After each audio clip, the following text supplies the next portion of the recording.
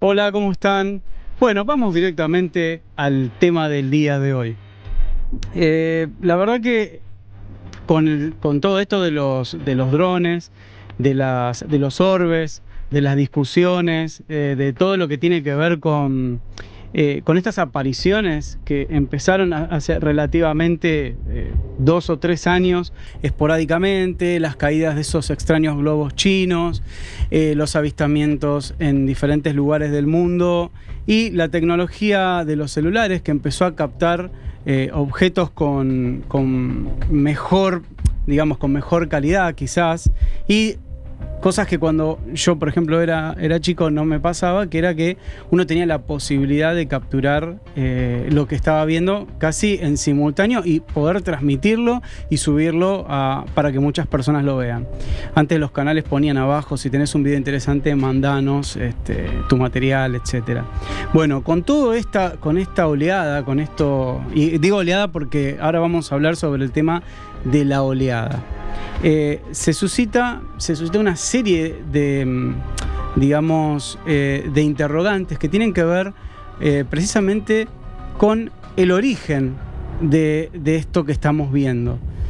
Hoy en día hay muchas personas que hablan sobre, y bueno, me incluyo también, sobre su procedencia extraterrestre.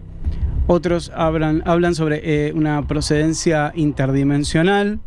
Y otros hablan sobre una posibilidad que tiene que ver con que estas personas, estas entidades, estas personas que manejan estas entidades o estas representaciones vengan, digamos, tanto del fondo de nuestro planeta, que sean intraterrenos, como también que simplemente sea una proyección psicológica.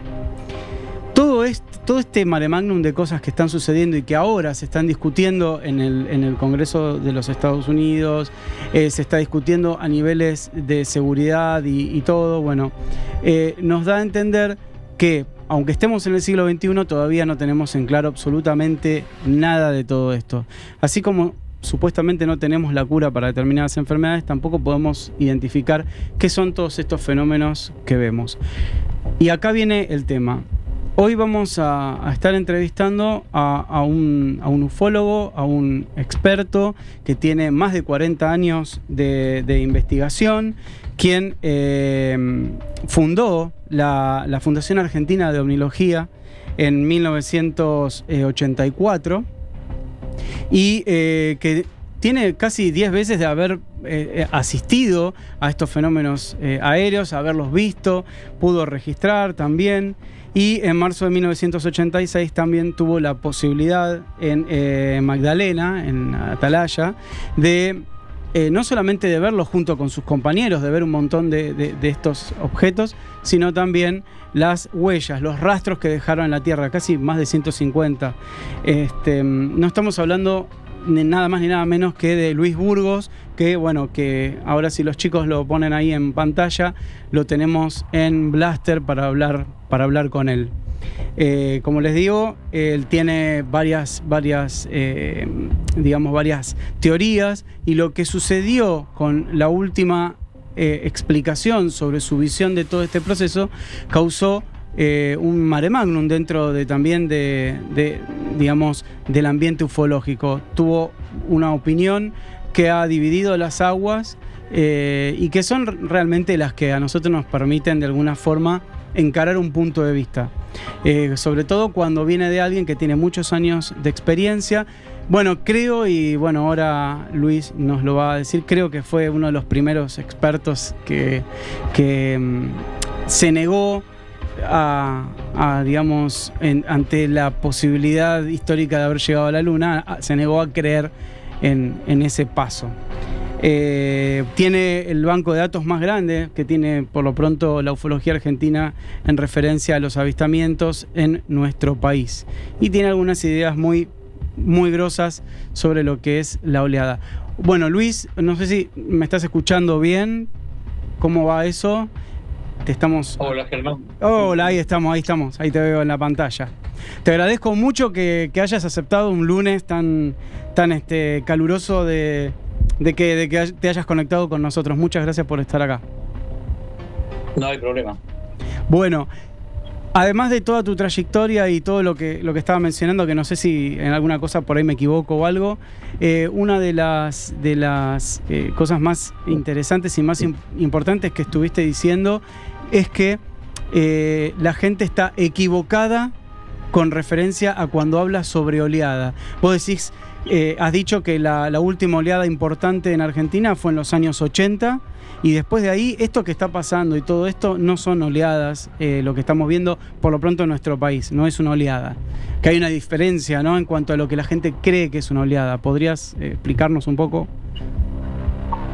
Sí, con respecto a la historia, este 2025, si llego al 20 de julio, 56 años investigando de Argentina, ¿no?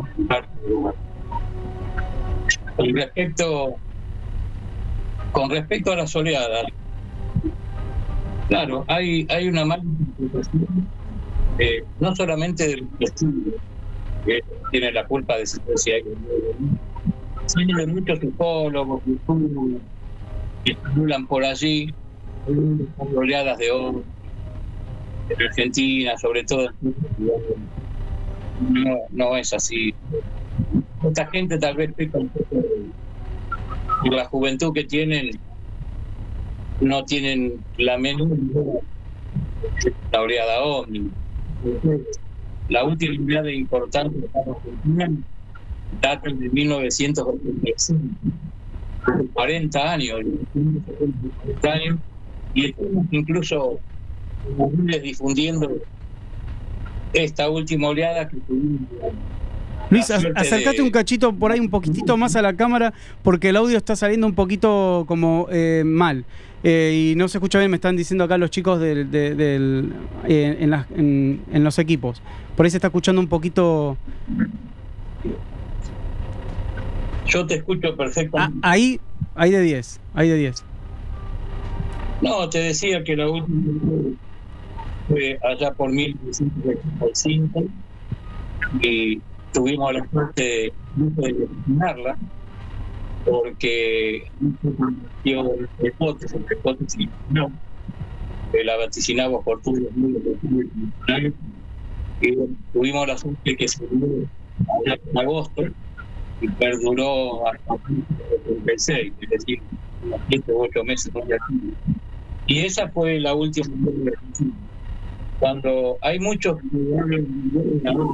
por el sur, tienen que saber lo que es el comportamiento. Lo que estamos viendo últimamente, yo te puedo asegurar que un 90%, un 95% de esa gente. Estamos cansados de ver, incluso la gente nuestra, y aprovechar las noches, tratamos de ver streaming, los mismos comportamientos que y dicen que no. Lo que ocurre, algo muy significativo, está pasando en los últimos años, 2 años esta parte, que hay muchos Starlink, los miles que andan dando vueltas, que están volando. Ahí se te cortó, se quedó congelado. Bueno, ahí nos estaba contando Luis acerca de las equivocaciones que están teniendo las personas en relación a los avistajes.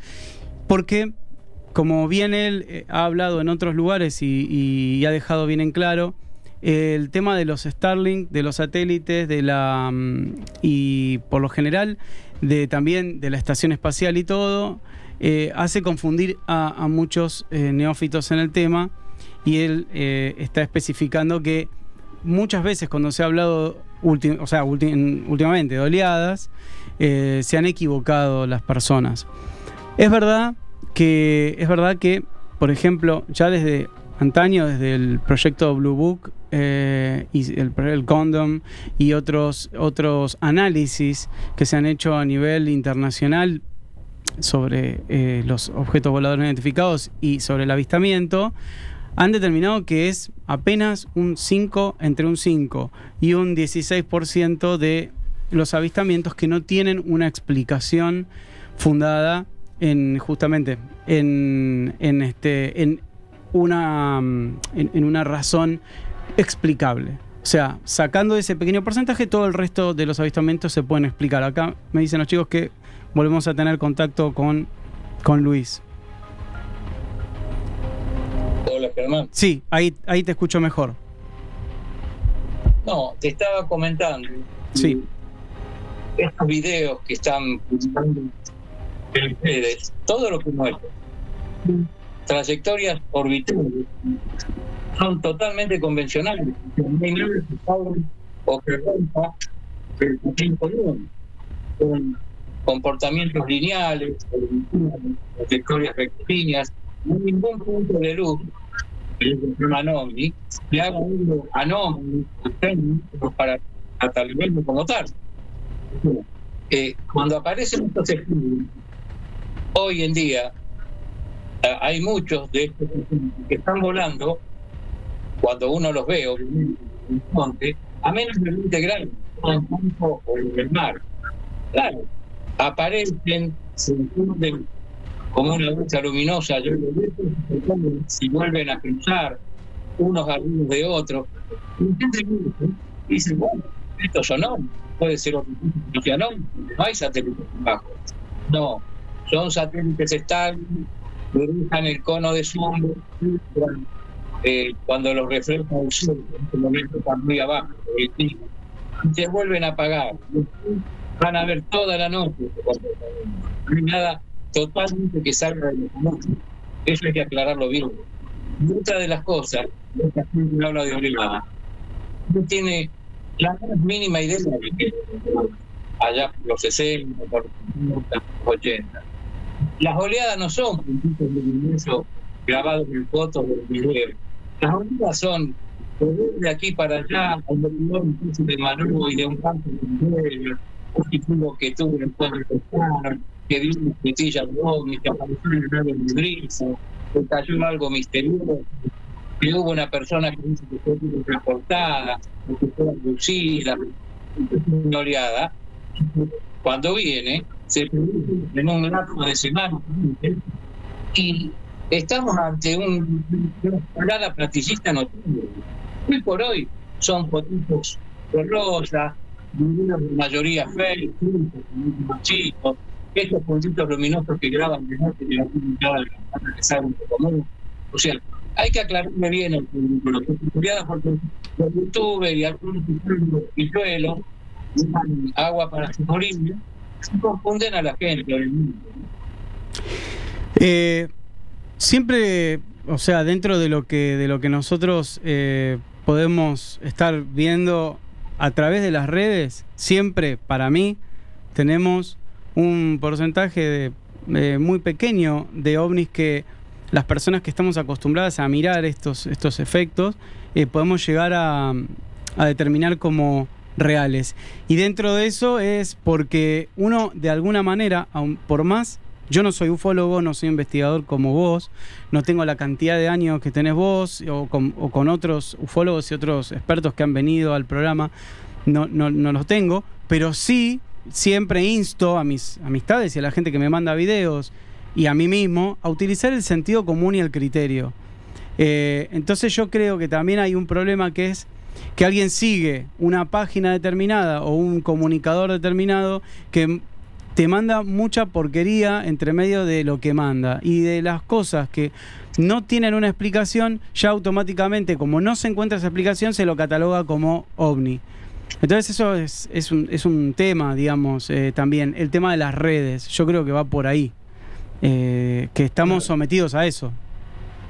Lo que pasa que aquí empezamos al revés y empezamos a ver el final de la película y el inicio. Entonces empezamos por nuestra carrera, los misterios, lo más explicado, y después, una vez que se va puliendo la investigación, los casos, los testigos, llegamos a la conclusión de la. Al contrario, hay que empezar por todo lo convencional, todo lo que es imprescriptible, para después llegar en el último de todo, decir, Este queso tiene una normalidad inteligente, una extrañeza, que no le tienen otros, algo no identificado, y bueno, ahí sí podemos catalogar como muy dudoso, positivo, para otras en la cultura, ¿no? Pero acá lamentablemente tienen acostumbrados los periodistas de época, la mayoría amarillo, los viejos ufólogos de los 60 y los 70, que todo era extraterrestre. Sí, no es así porque no tenían la más mínima prueba de ello. Te voy a proponer algo, no sé si los chicos me escuchan, porque está buenísimo lo que está diciendo y sé que está saliendo medio raro.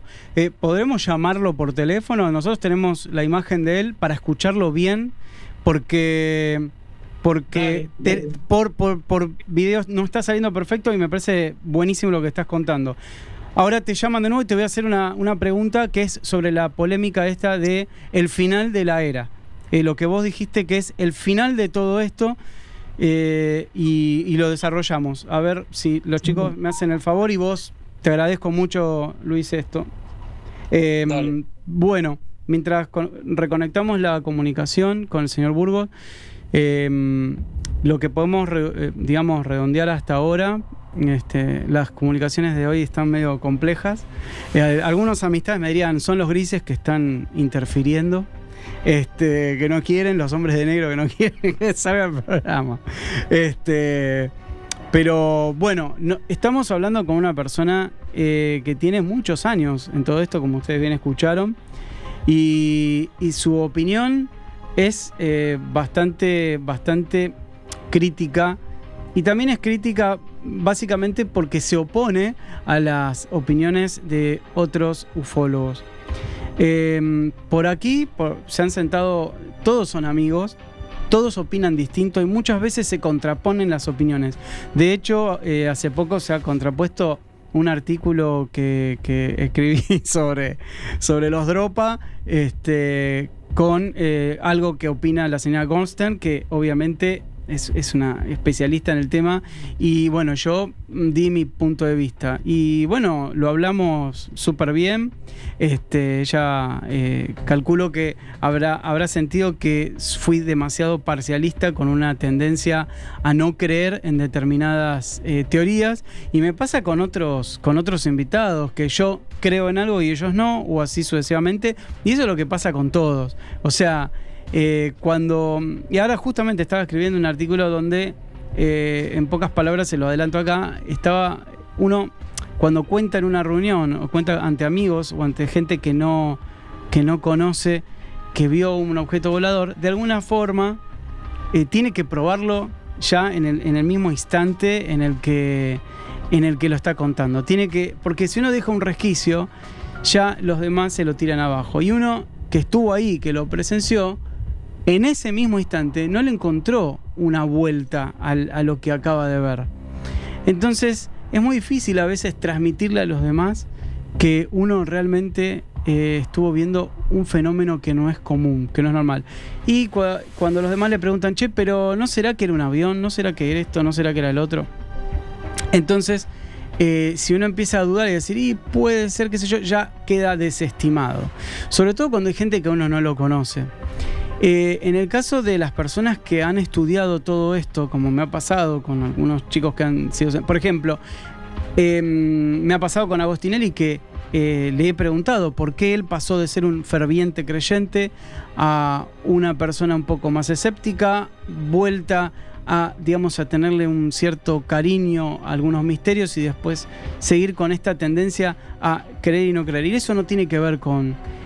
por ahí con la idoneidad del experto, o del investigador, o del ufólogo, o la persona curiosa, sino que tiene que ver que todo esto va pasando por muchas etapas, y sobre todo con las etapas del conocimiento. No es lo mismo un hecho que ha sucedido, por ejemplo, si nosotros nos referimos a antes de Pasteur y después de Pasteur, vamos a entender que la gente en ese momento no creía que en los lactilobacilos, porque no los conocía, o porque no tenía idea de las bacterias, o no tenía idea de nada.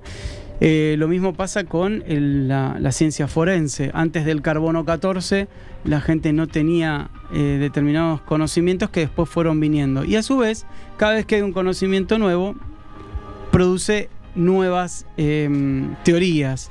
Y ahí es donde empezamos a tener discrepancias. Yo a veces discuto con la gente que le digo, mirá, me hablan sobre lo científico, ¿no? Y yo digo, sí, pero la teoría de la evolución es una teoría. Y ahí está. La teoría extraterrestre, y todos me dicen, pero vos le estás diciendo extraterrestre y en realidad son terrestres. Está bien, pero cuando uno habla de extraterrestres en sí, tenemos acá a Luis. Cierro lo que estaba diciendo. Hola, Germán. Hola, ¿qué tal? ¿Cómo estás, Luis? Gracias. Ahora te escuchamos recontra re bien. Dale. Porque antes estaba perdiendo mucho lo que contabas y para mí me parecía terrible. Olvídense, chicos, lo que estaba contando. Esto es más importante. Bueno, hace unos días se produjo un cisma del cual yo fui testigo, en base a la historia que vos contaste, no la historia, sino me refiero a historia porque salió también en Instagram.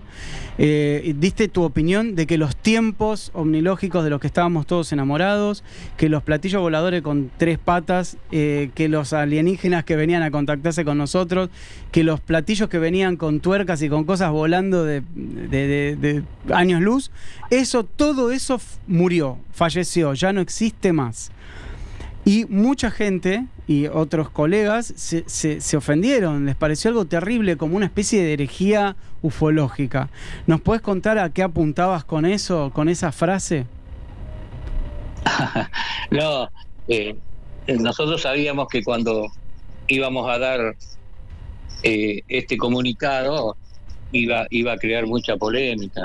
Pero como decimos al principio, acá nadie mató a nadie, esto es solamente polemizar, y aquel que está en contra de lo que decimos, que me lo demuestren con los propios papeles que nosotros ponemos sobre la mesa, las mismas cartas, ¿no? Pero viste que se armó un recontrabardo, o sea, fue como que dijiste, que tipo onda, que te paraste a lo Gandalf, ¿no? Con el cetro y dijiste, esto no existe más, muchachos.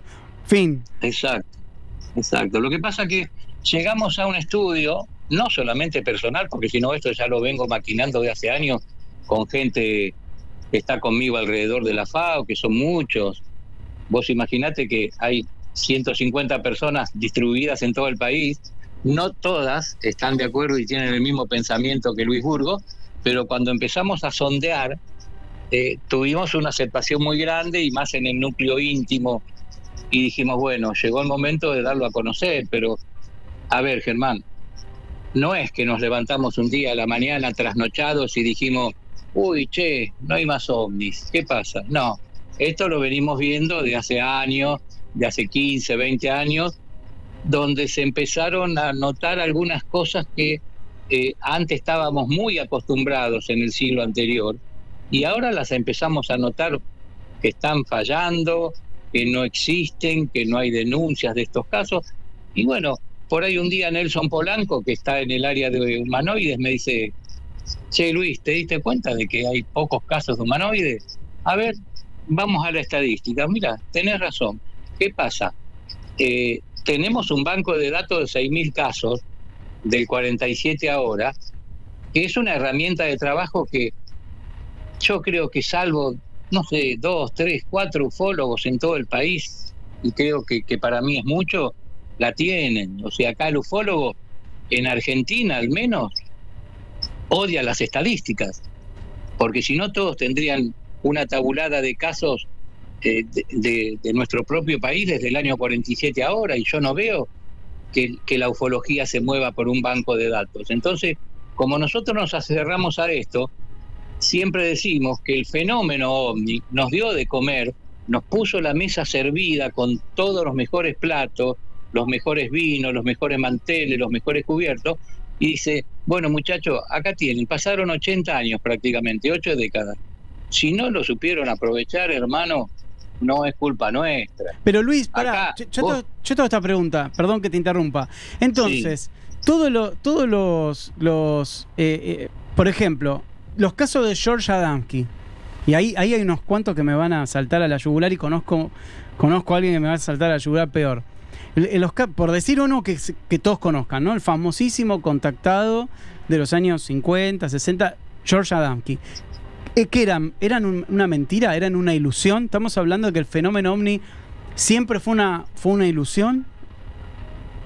No, pero escúchame, a ver, no tenemos que remontarnos al exterior, porque yo te puedo decir que Adamski fue un fraude, que las fotos de Paul Vila, que todos nos maravillamos y nos comimos el buzón, un mero fraude, porque un día el tipo pasado de copa, el mariachi loco, como le llamo, no, yo ahí en Nuevo México, en un bar, dijo, muchacho, esto lo hice así, así, así, y se derrumbó gran parte de la omnilogía porque eran las mejores fotos que yo creo que hasta hoy nunca fueron superadas ni siquiera por los servicios de inteligencia americanos.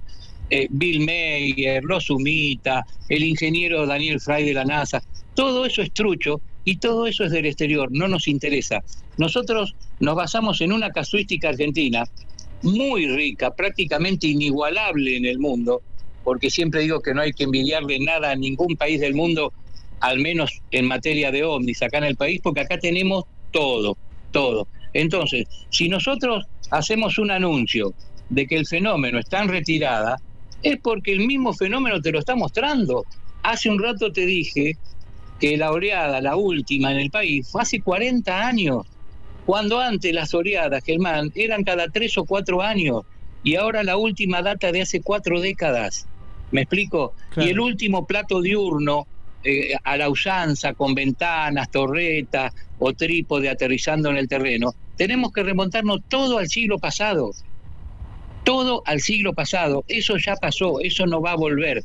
Es como un tren que se aleja y lo ves alejar. Está bien, pero... No va a volver. Yo le digo a la gente joven que sigan investigando, que sigan haciendo vigilia, que vayan in situ si pueden a la zona, y algo van a rescatar, y van a tener que de ahora en más empezar a resolver quién estuvo detrás de este fenómeno, porque este fenómeno del siglo XX ya pasó, ya murió, no va a volver nunca más el plato con ventanita, 3 patitas para apoyarse en el terreno y el humanoide bajando en escalerita.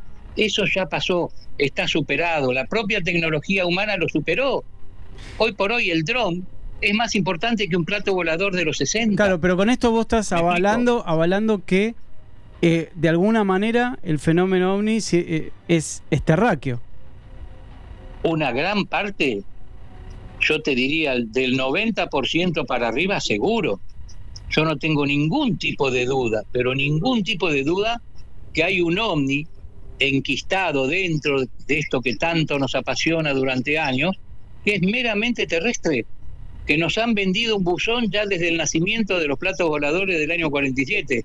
Ahora, hay por resolver quién está detrás, suponemos que está Estados Unidos allá arriba seguro, y si hay un fenómeno anómalo, foráneo, que puede venir de las estrellas, eso es lo que nos va a hacer validar la existencia del fenómeno.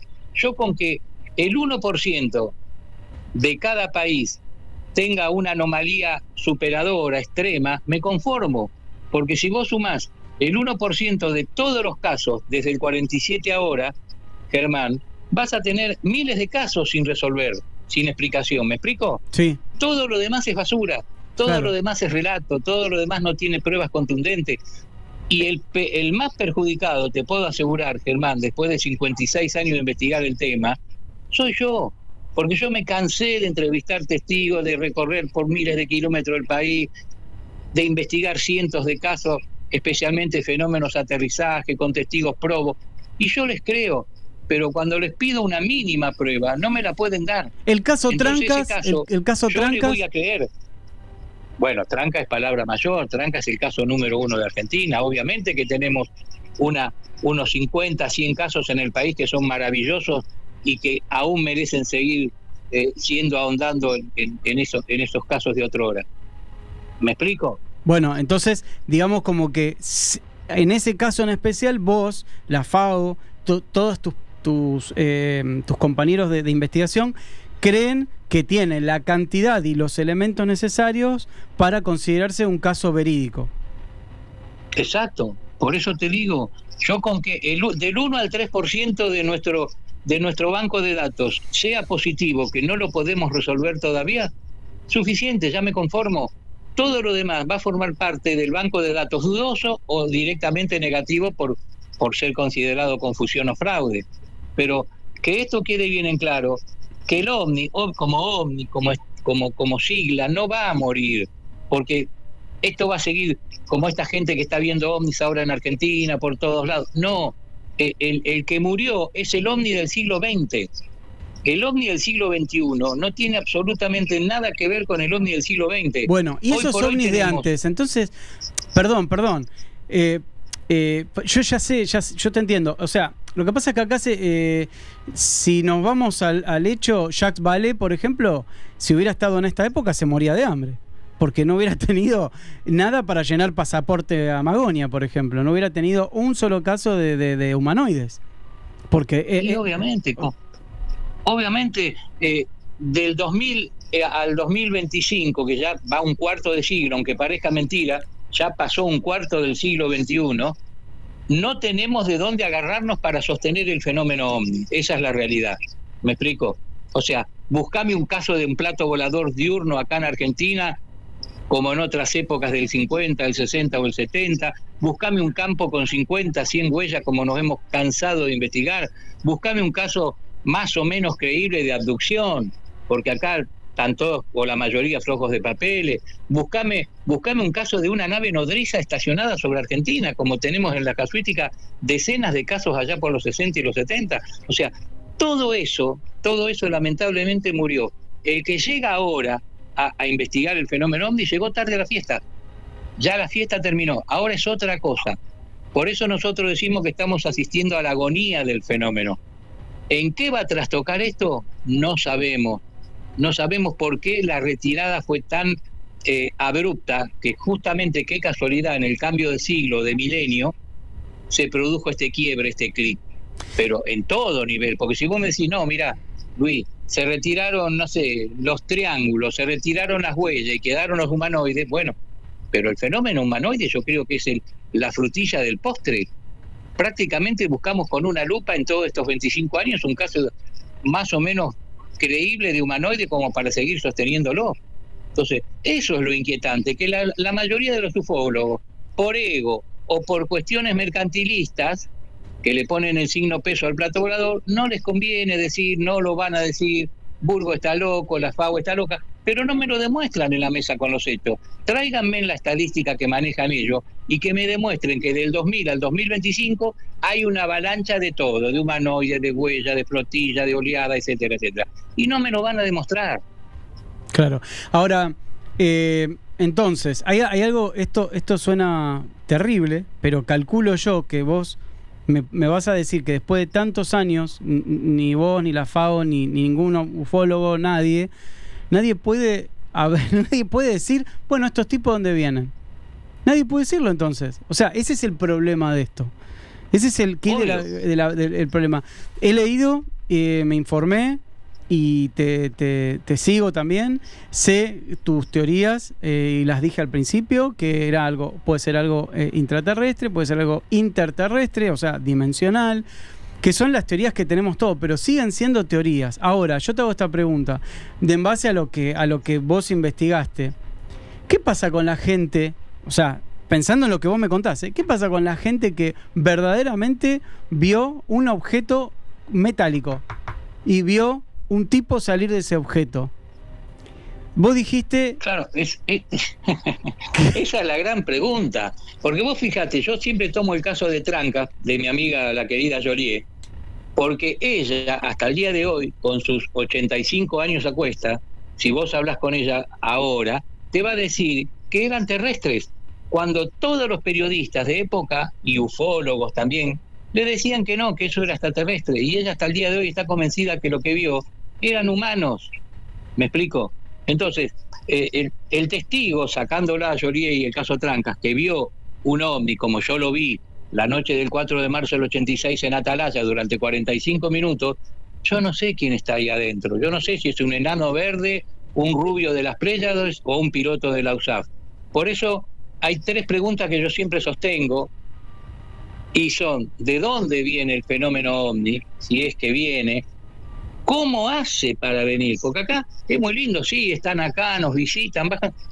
¿Cómo hicieron para venir con esas latas metálicas bajando en 3 patitas que ni siquiera podían sostener la gravedad terrestre? Y encima el humanoide agarrándose de una escalerita.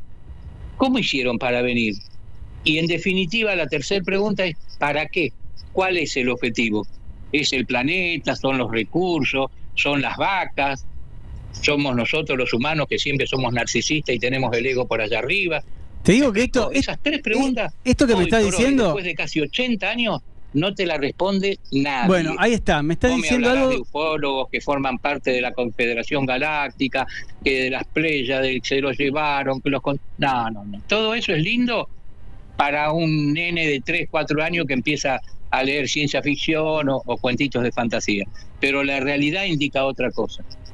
Vos sabés que acababa de darle un puñal. ¿Te acordás Peter Cushing cuando le daba a Christopher Lee que lo terminaba de arruinar ahí a Drácula? O sea, esto que está diciendo es terrible. Porque destruye prácticamente el romance. El romance. Me acuerdo que también dijiste que era gracioso que en los relatos OVNI bajaban por escalerilla cuando ni siquiera en Star Trek bajaban con escalerita, porque el Enterprise tenía el desmaterializador que directamente lo ponía en la Tierra.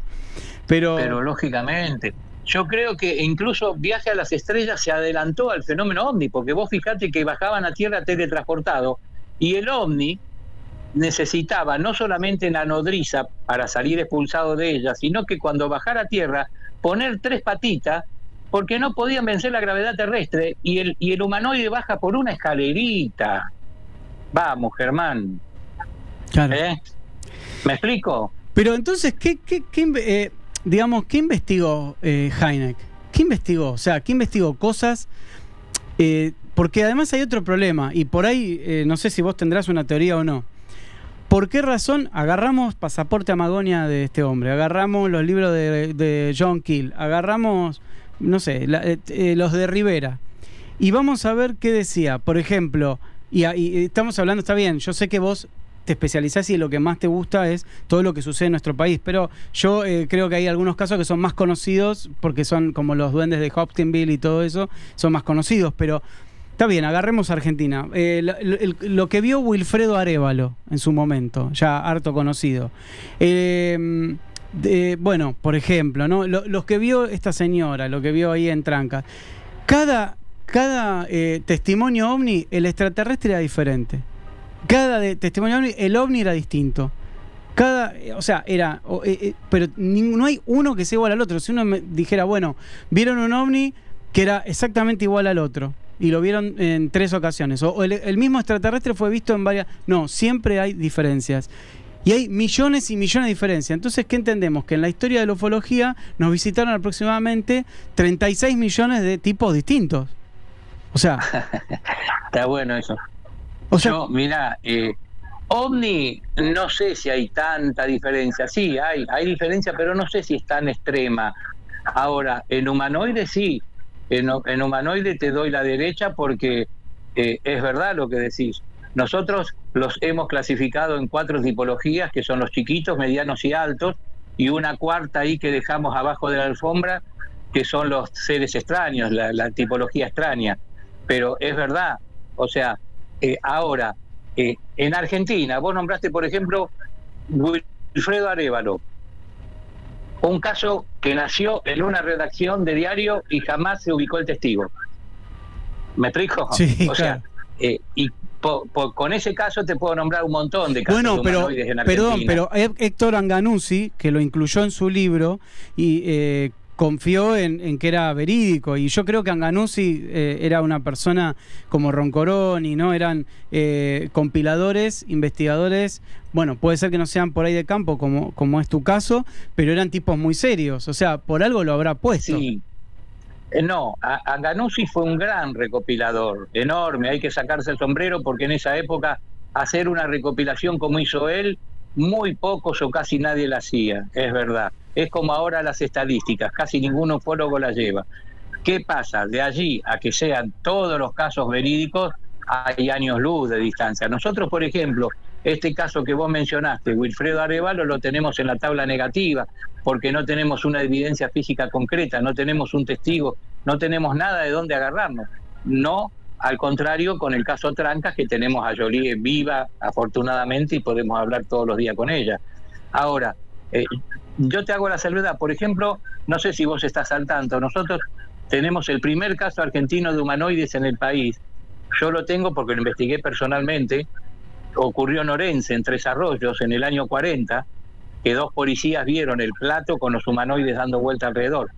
Y yo estuve mucho tiempo en contacto con estos 2 policías, porque fue el primer caso que investigué allá en 1970, lo reinvestigué en el lugar de los hechos, y te puedo asegurar que para mí es un relato, pero más que creíble, porque estos 2 policías retirados de la bonaerense todavía se le ponía la piel de gallina cuando me lo contaban, y habían ocurrido ya casi 30 años. Ahora, cuando vos pedís una prueba concreta, obviamente que en el tiempo no la vas a tener. Entonces vos confiás en el testigo, porque también el investigador tiene que ser un poco de Sherlock Holmes y ir hurgueteando todo alrededor a ver si después el testigo pisa el palito o está flojo de papeles. ¿Me explico? Entonces Sí. hay toda una metodología a seguir. Ahora, cuando el caso no presenta nada de dónde agarrarte, y bueno, ahí empiezan a tambalear los casos. No, y además tenés la idoneidad de los testigos. Bueno, Hynek dijo que el caso de Loni Zamora, que vio el huevo con todo eso, era uno de los casos que él no podía decir nada. Y sin embargo, me hace acordar a esto que estás contando vos, que, los 2 fueron policías en los 2 casos los que estuvieron viendo. Y también el tema de la incidencia en que cuanto hay funcionarios de por medio, ya sean funcionarios judiciales o policiales o de seguridad y lo que sea, le da un extra porque el funcionario se juega su trabajo, su montón de cosas cuando habla, sobre todo en esa época, ¿no? Que los tomaba la gente por locos.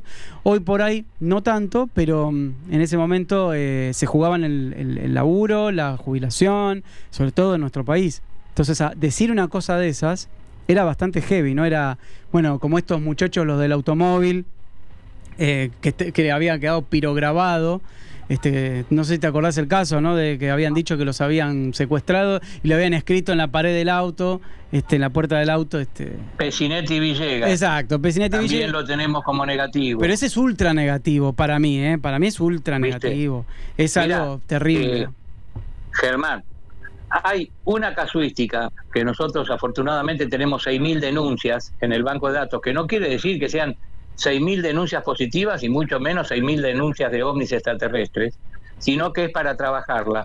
Pero hay una casuística paralela que no llegó nunca a trascender y que no va a trascender nunca, que atañe a muchos casos de gente de campo que no ha querido hablar y muchos funcionarios, como vos tocaste el tema recién. Mirá, yo en el año 86 visité por primera vez La Pampa. Fui invitado a investigar un caso, el caso Oscar Flores, un chico que había tenido un encuentro con humanoides ahí en la laguna Don Tomás.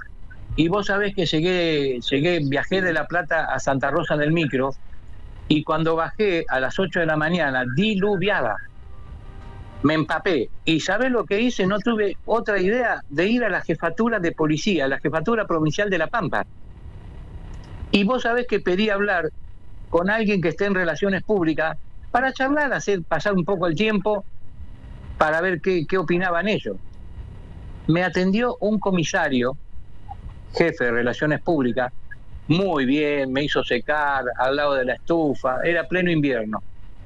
Me dio un cafecito, empezamos a hablar, que esto y que el otro, y yo en esa época estaba escribiendo en la revista Flash, y justamente llevaba la revista, se la mostré, ya más o menos me conocía el hombre porque me decía Burguito, que esto y que el otro. En determinado momento de la charla, la llama la secretaria, lo llama el comisario a la secretaria, y le dice, tráele a Burguito las carpetas así que están en tal lugar. A los 5 minutos viene la chica, también policía obviamente, y trae 3 carpetas. Me las pone ahí arriba nuestro en el escritorio. Y me dice, bueno, entretenete que yo voy a hacer unas cosas, no te vayas sin saludarme, me dice. Pero acá no puedes sacar ni foto, ni fotocopia, nada, solamente grabarlo en tu mente. Y empecé a hurguetear las carpetas. Del año 50, Germán, en adelante, todos casos investigados por la policía pampeana, con el sello, el nombre del cabo, del sargento, del comisario, los testigos señalando arriba, abajo, las marcas. Impresionante la casuística que tenía de oficio la policía pampeana. No me lo olvido más, porque yo digo, la pucha, si ya en el 80 esta gente tenía de oficio estos casos investigados, que no fueron dados públicamente, obviamente, dados a conocer, lo que debe ser, si vos empezás a hurguetear a nivel prefectura, gendarmería, ni hablar de Fuerza Aérea, policías locales, ¿me explico? Entonces, no, más estás hablando de una seccional. Una seccional. Imagínate lo que es. La jefatura de una provincia, la jefatura provincial de La Pampa. Imagínate que somos 23 provincias, lo que debe ser. Entonces yo digo, la pucha, lo que nos perdimos y que nunca vamos a tener acceso, lamentablemente. Sí, bueno, lamentablemente también hubo en el medio temas de...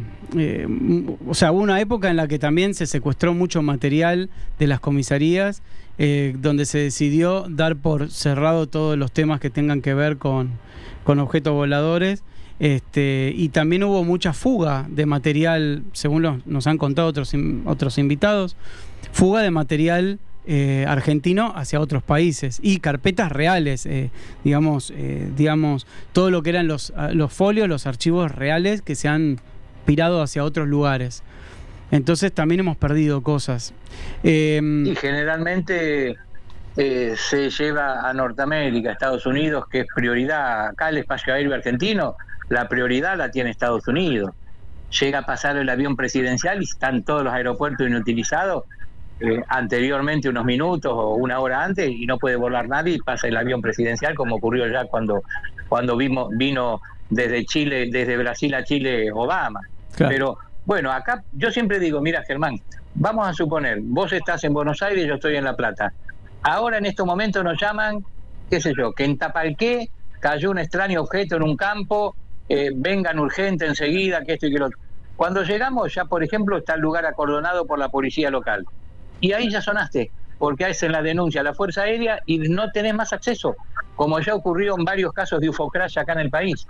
¿Me explico? Claro. Entonces, acá no hay que machacar solamente a uno y a otro. Acá la culpa la tienen todos los gobiernos de turno de Argentina, tanto civiles como militares. No nos hagamos lo distraídos, no nos hagamos porque somos de un partido político, no, nosotros no y ustedes sí. No, acá la culpa la tienen todos los gobiernos argentinos, sean civiles o militares, desde el 47 hasta ahora, porque todos permitieron la injerencia americana, todos permitieron la fuga y todos permitieron impunemente el vuelo, mirá lo que te voy a decir, el vuelo de objetos extraños, desconocidos, si querés ponerle entre paréntesis Made in USA, sobre nuestro territorio. Ejemplo, en la pandemia, pleno 2020, hubo una oleada de triángulos voladores arriba del Gran Buenos Aires. Como nunca, como en 70 y pico de años no habían aparecido. Bueno, tenemos 42 denuncias arriba del Gran Buenos Aires de triángulos voladores negros, oscuros, con 3 luces, volando lentamente arriba del Gran Buenos Aires. ¿Me explico? Wow. Fue la oleada más grande que se registró de triángulos, cuando antes teníamos 2 o 3 casos por año, desde el 57 en adelante, que fue el primer caso en el país, en Mendoza, pero llegó el 2020, plena pandemia, y empezamos a recibir denuncia tras denuncia de estos triángulos, que todo apunta de que son Made in USA, todo apunta a eso, ¿no? Y encima una cantidad exorbitante, digamos, ¿no? O sea, No, pero fue tremendo. A nosotros no lo podíamos creer, porque nosotros estábamos trabajando década por década, desde el 57 en adelante, cuando fue el primer triángulo en el Plumerillo, en Mendoza, hasta el 2019, y teníamos la década del 50, del 60, del 70, 8 casos, 15 casos, iban aumentando, eso sí, iban aumentando las denuncias de triángulos en el país, triángulos o boomerang, pero no fue más que llegar el 2020 y esos 42 casos superaron incluso a décadas pasadas. Una cosa realmente eso insólita, vos lo contás como extraordinaria, lo contás como y que estos señores se paseaban impunemente arriba nuestro. Entonces, no nos hagamos tampoco los distraídos de echarle la culpa a los extraterrestres con los triángulos que venían. No, no. Esto era pura y exclusivamente terrestre, maniobrando, Claro. vaya a saber con qué objetivo, arriba de Argentina y exactamente arriba del Gran Buenos Aires. Por eso no es una cosa que oleada, vos a eso lo voy. contás y parece ficticio, pero es la realidad. No, no, por eso te decía justo que vos no lo contás como una oleada ovni. Esto en realidad es la incursión de objetos voladores, digamos, de otro país sobre nuestra soberanía aérea. Mirá qué casualidad, Germán, que empezó el año 2000 y cuando el fenómeno se retira, lo único que nos dan son triángulos voladores y mutilaciones, que Claro. también todo apuntaría a un fenómeno terrestre. Es lo único que estamos recibiendo, triángulos o mutilaciones de tanto en tanto en algún campo argentino, que no se cortó nunca desde el 2002 a esta fecha. Encima me estás tirando O sea, todos estos datos que son terribles. Decime, fuera de, a ver, mirá, te lo digo en el aire. No vas a estar nunca acá por Capital, así podés venir físicamente y nos seguís contando todo esto. ¿Podrás en algún momento? Quedate tranquilo, me comprometo que no va a terminar el 2025, que vamos a hacer un programa ahí tete a tete. Ah, te agradezco porque hoy tenemos, por ejemplo, como 15 minutos donde la transmisión no era tan buena y dijiste cosas importantes y ahora, justo que ya tengo, los chicos me están haciendo que tengo que cerrar, me estás tirando con lo de las mutilaciones y todo esto, y esto te tenés que sentar a contarlo acá, así podemos hablarlo. Bueno, te agradezco a vos, a la FAO, a toda tu investigación y a tu participación con tantos años o sea, apuntando a tratar de desentrañar esto. En nombre de todo lo que estamos viendo, te agradecemos tu trabajo de todos estos años y que hayas estado con nosotros. Y me quedo con eso que me prometiste que vas a venir. Quédate tranquilo, el agradecido soy yo por dejarme decir esto, despacharme a gusto. Y bueno, como digo siempre, lamentablemente el más perjudicado soy yo, porque desde los 13 años, que era el loco de los platos voladores, el chico loco, que andaba hablando de platos voladores por todos lados, ahora a llegar a esta conclusión, es una espina que me la tenía que sacar y lo teníamos que dar a conocer, porque qué mejor que marcar la objetividad y la realidad, ¿no? ¿Ves lo que Si fuera por mí, diría, muchachos, vamos a tener una invasión de ovni en este 2025, va a haber platos voladores como aviones. Pero es lo que se espera. No es así. Es lo que se espera, que uses, que como decía yo en un momentito cuando estabas, que se use el sentido común. Bueno, te dejo porque me van a matar acá. Te agradezco tu tiempo y nos estamos encontrando. Todo, a ustedes. Gracias a ustedes también por estar acá en Blaster. Y bueno, nos estamos encontrando la semana que viene otra vez. Muchas gracias.